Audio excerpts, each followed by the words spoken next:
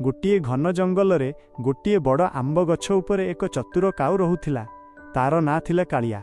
सेई गछ मूल पाखरे थिबा एक पुष्करिणी रे एक ज्ञानी कइंछ रहुथिला। तार ना थिला धीरू।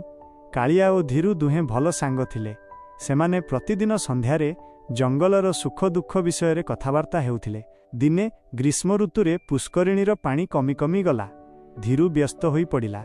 से कालिया को कहिला, बंधु एही पोखरी सुखीगले मु मरीजिबी। मते केउठारु नुआ पानी थिबा पोखरी को नहीं जिबारे साहाଯ୍य कर। कालिया टिकिए भाबिला। से जानिथिला कइंछकु उड़ाई नेबा कामटी केते कष्ट। से कहिला, धीरू मु तुमको गोटे उपाय कहिबी, किंतु तुमको मो कथा मानिबाकू पड़िबो। धीरू राजी हेला। कालिया जंगलरू एक मोटा काठी खोजी आनिला। से कइंछकु कहिला, तुमे एही काठीर मझी अंशकू पाटिरे कामुड़ी धर। मु ओ मोर आउ जणे सांग आमे दुई जण काउ काठीर दुई मुंडकू धरी तुमको नुआ पुष्करिणी आड़कू उड़ी नहीं जिबू। मने रख, बाटरे जेते जहा देखिले भी कौनसी परिस्थिति रे तुम पाटी खोलिबो नाही। योजना अनुसारे धीरू काठी को कामुड़ी धरिला। कालिया और तार सांग दुई जण काउ काठीर दुई मुंडकू धरी उड़ीबा आरंभ कले। सेमाने ऊपर देई उड़ी जाउथिबा बेले तळे थिबा किछि पिला एही अद्भुत दृश्य देखि पाटी करी हसिले। देख, दुईटी काउ कइंछकू धरी उडुछंती। यहा सुनी अभ्यासवशतः धीरूर मनरे गर्व आसिला।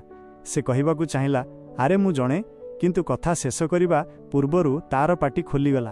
काठीटी खसीगला एवं धीरू उपरु तळकू खसी पड़िला। शिक्षा, विपद समय रे बंधुमानंकर कथा मानिबा उचित एवं निजर अहंकार किंबा अनावश्यक कथावार्ता को नियंत्रण करिबा उचित। दर्शक बंधु, एही चतुर काऊ और ज्ञानी कइंछर शिक्षामूलक कहानी आपण मानकू किपरि लागिला कमेंट बॉक्स रे निजर मतामत देई आमकू निश्चय जणांतु। मने रखंतु, अहंकार सबुबेले विपद आनी थाए। एही बळी आहुरी अनेक मजादार एवं शिक्षणीय कहानी सुनिबा पई आम टीके shorts and video YouTube channel को सब्सक्राइब करंतु एवं नोटिफिकेशन पई बेल आइकन को दबांतु। धन्यवाद। देखा हेबो आर वीडियो रे।